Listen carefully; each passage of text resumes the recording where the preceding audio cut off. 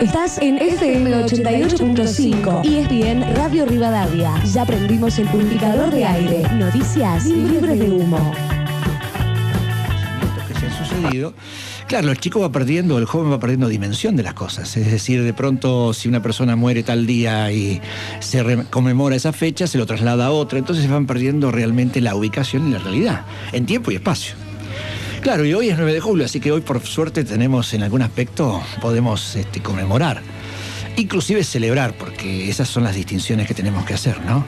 Este es un acontecimiento realmente significativo para la Argentina. 195 años de la declaración de su independencia. Independencia muy trabajosa, muy dificultosa, es decir, porque la Argentina tuvo, o estas tierras, en aquel entonces, dos oportunidades significativas. La primera en 1810, que inclusive a veces cuesta para que realmente si la gente, el pueblo pueda interpretarlo. Tenemos casi 2 fechas y pocos pueblos tienen esas circunstancias. Es decir, en general tienen una sola.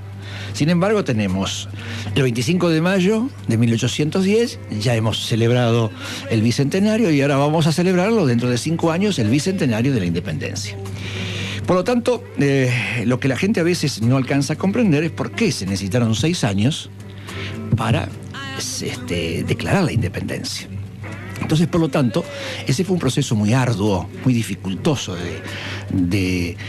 que se llevó a cabo en ese proceso histórico. Porque si bien en 1810 lo que en cierta medida se produce es la ruptura del orden institucional y colonial con España, pero no se había alcanzado la independencia. Cosa que indudablemente costó muchísimo esfuerzo, porque esto fue el 25 de mayo de 1810, fue un acto, diríamos, local, la ciudad de Buenos Aires. Pero como la ciudad de Buenos Aires era la capital del Virreinato del Río de la Plata, lo que necesitaba era, en cierta medida, prolongar el dominio sobre el mismo territorio y necesitaba también la ratificación de los pueblos en el apoyo de esta revolución.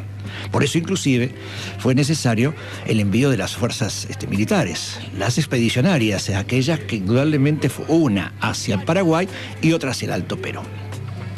¿Por qué el Alto Perú? Porque el Alto Perú era la zona más productiva, la más importante del virreinato.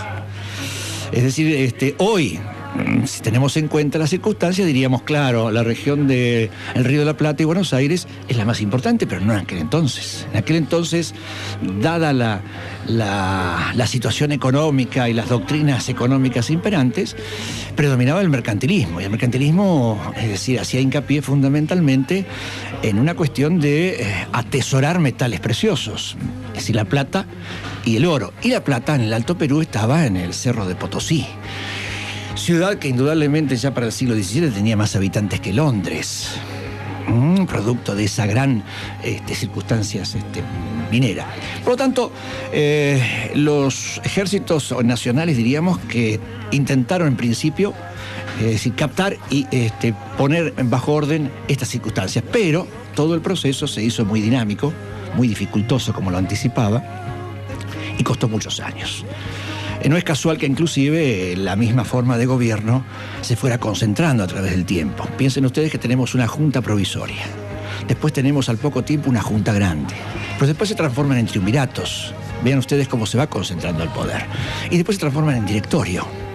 Por lo tanto, tenemos una concentración de poder que era sumamente necesaria y funcional a los requerimientos de ese Estado que estaba surgiendo, que era una cierta rapidez en las decisiones.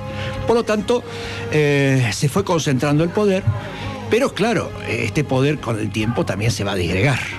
Y en ese lapso median muchas circunstancias, van surgiendo distintas posturas ideológicas. Pensemos en aquellas dos que inician un poco, en cierta medida, esa situación un poco ambivalente, esa dicotomía que existe en la sociedad argentina de los opuestos, ¿no? Es decir, de aquellas circunstancias que, por ejemplo, en aquel entonces conformaban la posibilidad de la formación del Estado, las dos posibilidades, es decir, unitarismo y federalismo. Y va surgiendo en el Río de la Plata una figura como Artigas, que es precursor de este federalismo y que se va extendiendo a determinadas áreas. Y esas áreas se contraponían fundamentalmente con el poder que pretendía ejercer Buenos Aires, que era claramente centralizador. Por tanto, esas dos posturas se van radicalizando, van confrontándose hasta que, bueno, llegan a enfrentamientos directos, un poco más adelante. Pero en ese lapso, indudablemente, la situación también debemos verla en el contexto internacional. Es decir, no solamente lo que estaba ocurriendo en el Río de la Plata o en América, sino lo que estaba ocurriendo en Europa. Pensemos que, en cierta medida, la revolución es favorecida por, diríamos, la aparición y la impronta que estaba dejando Napoleón en el mundo. Por lo tanto, cuando se produce la revolución y las posteriores consecuencias, también se van sucediendo numerosos acontecimientos en Europa, hasta que, por supuesto, también Napoleón cae. Y cuando cae Napoleón, otra vez tenemos el intento de restauración de la monarquía española a través de Fernando VII. Entonces, ¿qué ocurrió? A partir de ese momento, España trata en lo posible de recuperar sus tierras. Y entonces, y esto es lo significativo, en 1814, el único lugar, 1815, revolucionario en América, que existía el Río de la Plata. Lo demás había sido prácticamente sofocado por casi todas las tropas españolas. Entonces, por lo tanto, quedaba este foco.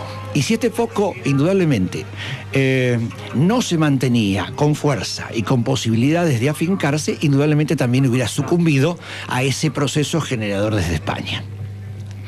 Por lo tanto, ya llegan momentos muy culminantes, inclusive hay ciertos centros de poder, como por ejemplo Cuyo.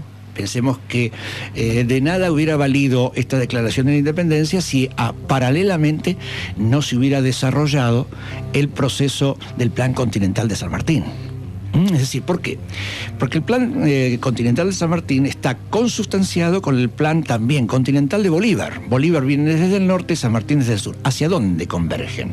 Convergen fundamentalmente hacia el centro del poder español en América, que era el Perú. Perú era indudablemente, pensemos que es el primer reinato en América del Sur que se conforma ya por los Austrias. Pensemos que en estos momentos estaban gobernando los Borbones, con un cambio fundamental en sus cuestiones económicas y políticas. Pero este centro se mantuvo durante siglos.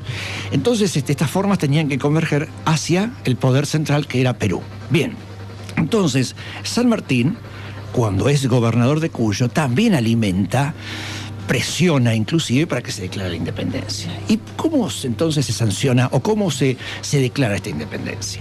En primer lugar, las vicisitudes propias de este proceso llevan a que Álvarez Thomas, que era el director provisorio en aquel entonces, el efectivo era Rondó, pero Rondó estaba en el norte, era el comandante del ejército del norte, y entonces en su reemplazo estaba Álvarez Thomas. Álvarez Thomas convoca entonces a un congreso en Tucumán. Y en Tucumán es de singular importancia la ubicación geográfica. No es casual que se haya elegido Tucumán. Tucumán es equidistante de centros de poder, del Alto Perú y de Buenos Aires. Es decir, el Congreso de Tucumán quiere salir de la férula, quiere salir fundamentalmente del poder central de Buenos Aires. Entonces se conforma en Tucumán.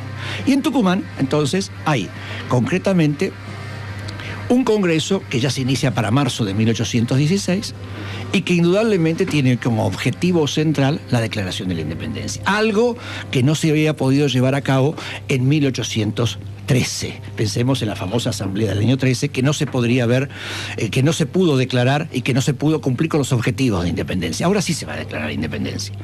Y entonces aquí, ¿quiénes están representados? Están representados fundamentalmente muchas provincias, pero no el litoral, que estaban bajo la influencia de Artigas. Artigas dominaba en cierta medida el protector, como se le denominaba, dominaba todas las provincias del litoral, inclusive su influencia llegaba hasta Córdoba. Pero Córdoba asistió al acto. Pero también lo hicieron provincias del Alto Perú. Por eso es que la Declaración de la Independencia tiene, por ejemplo, las firmas de diputados de Misque, de Tupiza, tiene de Cochabamba, de Charcas. Pero no están ni Santa Fe, ni Entre Ríos, ni Corrientes. Entonces, claro, llega un momento en que indudablemente se empieza a presionar sobre este Congreso. Este Congreso, la primera medida que tiene que tomar es el reemplazo de diríamos, porque renuncia Álvarez Thomas dada la situación política de ese entonces, y tiene que nombrar un nuevo director. En este caso,